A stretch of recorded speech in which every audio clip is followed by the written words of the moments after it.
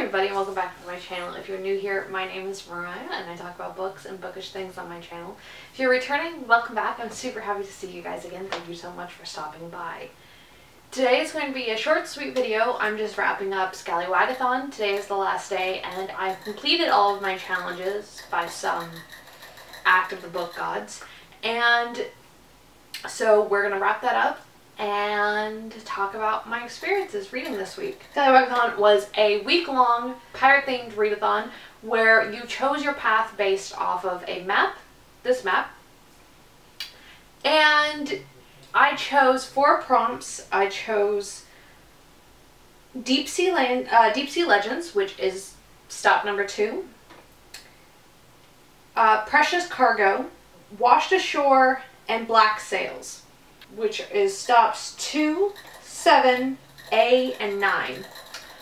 There was photo challenges every day. There was cute little, like a story was kind of woven through various challenges talking about what books and gifts, and the creators were very interactive. I didn't get to do a lot of that this week because my term papers were due, and homework, and a lot of other stuff, and I was lucky that I got through the books that I did this week. Let's just put it that way.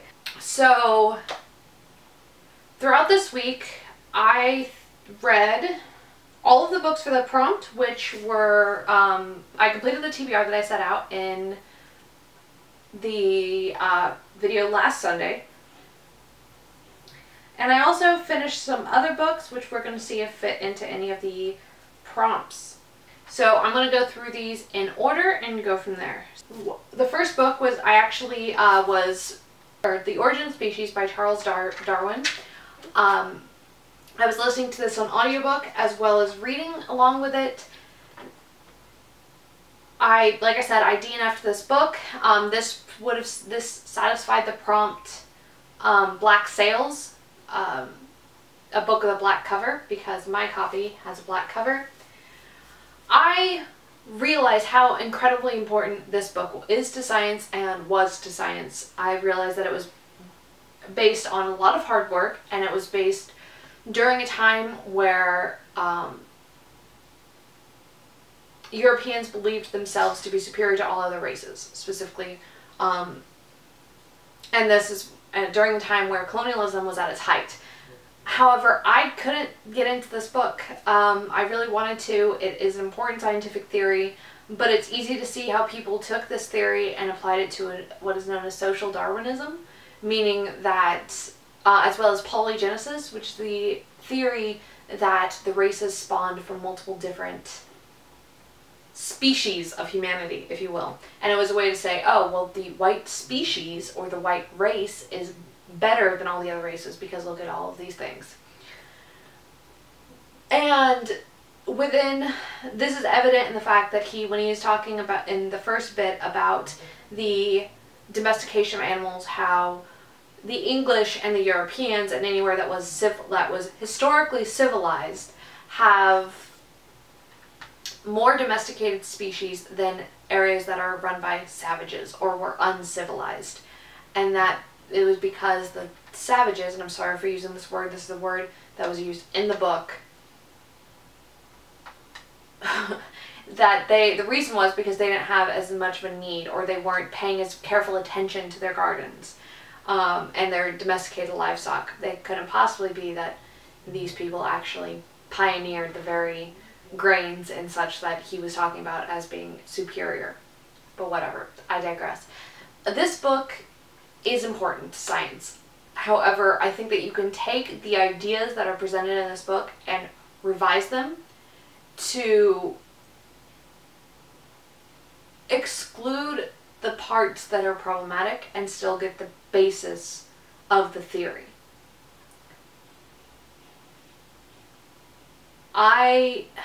If you can look past that, then I would highly recommend this book because it is so important to science. However, do be aware that there is a lot of problematic material in here. There are the use of words that are very, and the idea is that Europeans are more intelligent. And I'm not in the mindset to push through a problematic book, no matter how important it is. even a book by an author that I absolutely, whose work I absolutely love, but who's problematic, I probably wouldn't be able to get through this week or this month or within the next couple of months. So I just don't have the time to try to sort out the important pieces from the racist drivel. So I didn't finish this. So this was the first book that I completed, quote unquote, this week. The next book I finished this week was Rings of Renewal, a Solar Punk Dragon anthology edited by Claudie Arsenault. This was amazing. So the idea behind solar punk, and I'll get into this in another video, but the idea behind solar punk is that this is a world where we reacted to global warming in time. And that this is critically important to the future where there are no wars and we have clean energy and we have cities built around clean energy, and some of the solar punk stories do take place in a post-apocalyptic world where things did go wrong and we didn't react the way we should have, but we rebuilt in such a way that we were able to gain something from this experience. Every single one of these stories had excellent representation. There was LGBTQIA all over that spectrum. In this, there were stories that focused on young people, there were stories that focused on old people, there were stories that focused on people who were just trying to make it through on their lives. And all of it's centered around both solar punk and the idea of dragons. So you got to see these worlds where hope was reigning and that all of these things were important and they had been figured out and science was providing the answers that we needed without detracting from the majesty and the mysticalism that go with dragons. There was a dragon spaceship, there was a dragon, there was little dragon automata, there was disability rep, there was a story about building a dragon and prosthesis. There was so many interpretations of dragons, and no single interpretation of dragon was similar to anything before.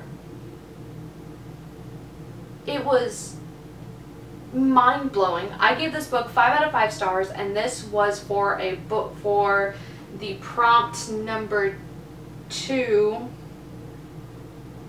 Deep Sea Legends, a book based around myths. I loved it. I loved this anthology so much. I gave it 5 out of 5 stars. I highly recommend it. It has a lot of first-time published authors, a lot of representation and diversity, and the stories were just... I think I found a new obsession in solar punk, and I really want to start diving into the subgenres of the punk genres: cyberpunk, solar punk, steampunk, diesel punk. There's a couple of other ones that I'm forgetting. I think biopunk is a new one. I really want to, I just want to dive. This is a niche community that I didn't think that I was going to like truly enjoy, and I'm obsessed with it. If I didn't have so many books still on my TBR.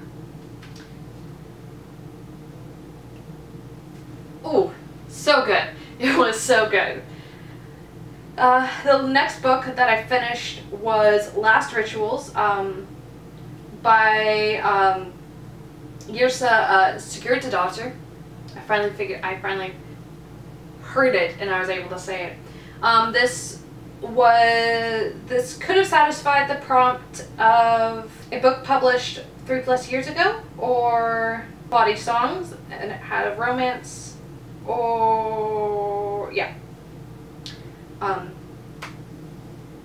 So I'm going to count it for those, in case, you know, my not finishing the DNFing this, I was able to substitute something else in its place. This was a mystery crime thriller that tells the story of Tora, and she is a lawyer that's hired by a German family to investigate the murder of their son, who was found he was found murdered with his eyes plucked out and mystical symbols all over his body. This, their son was very into the history of magic and witch hunts, and so Tora has to team up with Matthew, who is a German, who works for the family and is German, to investigate this mystery and get to the bottom of what happens, because the family doesn't believe the police did what they were supposed to do. I gave this like 2.75 out of 5 stars. It wasn't for me. It's, I felt like the plot wasn't really going anywhere. I felt like the plot twists were something that I kind of guessed as soon as it was even hinted at. This wasn't a bad book. I just didn't like the pacing. I felt like the pacing was off. I felt like the story suffered from a distinct lack of movement. I also felt that it was weird that we kept getting multiple perspectives, and I feel like the author might have thrown those in there to kind of throw us off the trail. I also feel like some of the word choices or the use of certain words was something that was lost in translation. For instance, this was translated from Icelandic. For instance, Tora always refers to her son as darling. Hello, my darling. What's wrong, my darling? And I feel like that might be similar to translating like Habibi or Habibti or Aini, meaning like my love and my eye. I feel like that word in Icelandic might mean something slightly different that isn't quite translatable in between the two cultures. And I felt like the book might have suffered a little bit because it's hard to translate certain concepts from Icelandic and even from German, which was also used in the book, to English. Overall, not a bad book, just wasn't my cup of tea. Or coffee in this case. Next, I finished American Monsters, A History of Monster Lore, Legends, and Sightings in America. I read my physical copy. I just don't know where that copy has wandered off to. This is a collection about monsters or cryptids and other mythological creatures that are spotted in the United States. Chupacabras, mermaids, alligator men, dog men, werewolves, pterosaurs, dragons. It ran the gambit. It was broken up into 3 sections. Air, monsters of the air, monsters of the sea, and monsters of the land. Each section had a good number of stories and a good number of eyewitness accounts. I really love cryptids and cryptid history and all of that sort of thing. So this was really fun for me. I think I gave this 3.5 out of 5 stars. It was good. It wasn't anything spectacular, but it satisfied Washed Ashore. It satisfied Lost at Sea, which is You Had Forgotten You Own It, and Crescent Island. It had a section about mermaids and sirens. So, you know, I'm doing good on the prompts. So far, I have won Scallywagathon, and I'm very happy about it. The next book I DNF'd, like I said, and that was The Epiphany Machine by David Bergerard. I'll talk about that one more in my monthly wrap-up. I found the plot boring. I found the main character unlikable and hypocritical, and I was really disappointed that such an interesting premise was kind of cast aside. To be fair, I am not a big fan of contemporary books or books that are written in a more literary fiction fashion. Just not my cup of tea. I also finished Silver Batal and the Water Dragon Races. I don't know why that one's not on that list. This was a middle grade fantasy book about a girl named Silver Batal who grew up in a desert city and wants nothing more than to go to the capital to race water dragons. And this is kind of her journey to get to the capital, and along the way she discovers loyalty, and she learns some very valuable lessons about what it means to have a dream and willing to the prices you might have to pay to achieve that dream. And the things that you might have to get up and the things you lose along the way. I thought this was a really cute book. I give 3.5 out of 5 stars. I felt like Silver herself could have been written a little bit better. And this satisfied Precious Cargo, number 7, a middle grade book. Finally, I read Nimona by Noelle Stevenson. This was a graphic novel. It could have been used for Volcano Bay. Has exploded popularity. This tells the story of Nimona, who is the sidekick to a supervillain in this medieval fantasy world with technology. The world itself is kind of weird. She is unique because she's a shapeshifter. This is a lot of LGBTQIA coded characters. Her boss, Blackheart, and the main antagonist, which is really weird to say, the hero of the world, Golden Loin, were actually a couple in the past, and that's kind of explored throughout the book. This explores racism and power and the hoarding of weapons of mass destruction and politics and how trauma from the past can really be made manifest as you make new friendships and affect your future relationships. I loved this. I gave it 4 out of 5 stars. The art style is a little weird, but I absolutely loved it. I also loved the other series that I read by her, The Lumberjanes. Fantastic. So good. So good. I flew through this yesterday while I was playing Animal Crossing, which sounds really weird when you say it like that. Apparently there's an audiobook as well, like a full cast audiobook of this graphic novel, which weirds me out a little bit, but I might check it out at a later date. That wraps up Scallywagathon. I had a lot of fun with this. I'm really disappointed that I wasn't able to participate as much as I wanted to, but it was still a lot of fun, and I still got a lot of reading done this week. I doubled the amount of books I've read this month, just this week alone. I am currently reading The Peloponnesian Wars by Donald Kagan. I'm also reading Rex Draconis Under the Dragon Moon, which is the ebook I'm reading right now for Draconathon. And I am listening to A Dead Djinn in Cairo by P.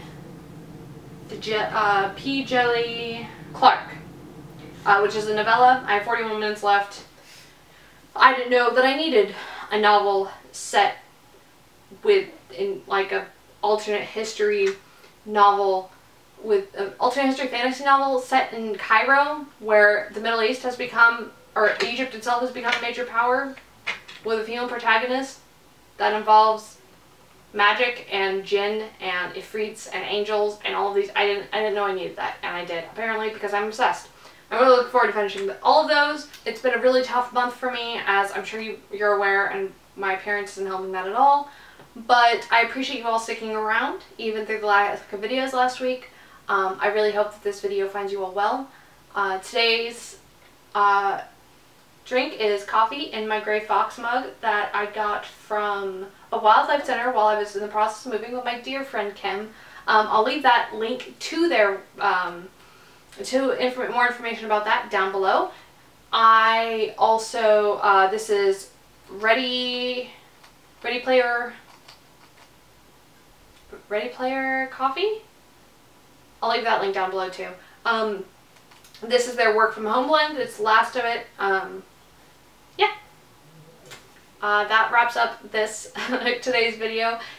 Today's question, I'll leave all the information to Scallywagathon down below. And what prompts did you complete? What are you reading right now? Leave that down below. Have you read any of these books? What did you think? What would you have picked for the prompts that I completed? Leave all of that down below. Please let me know if you've done a Scallywagathon wrap up. I really want to know. I hope your Scallywagathons went better than mine, and that you are reading nothing but amazing books. You can find me here Sunday and Thursdays. You can find me at my blog on Mondays and Fridays, especially now. I'm wrapping up these classes, I promise, Mondays and Fridays. And you can find me on Twitter and Bookstagram almost every day. I really need to start posting more to Bookstagram. I really look forward. Hope you guys have a great week this week, and may all of your bookish hopes come true. All the best coffee, wine, and books to you. Cheers.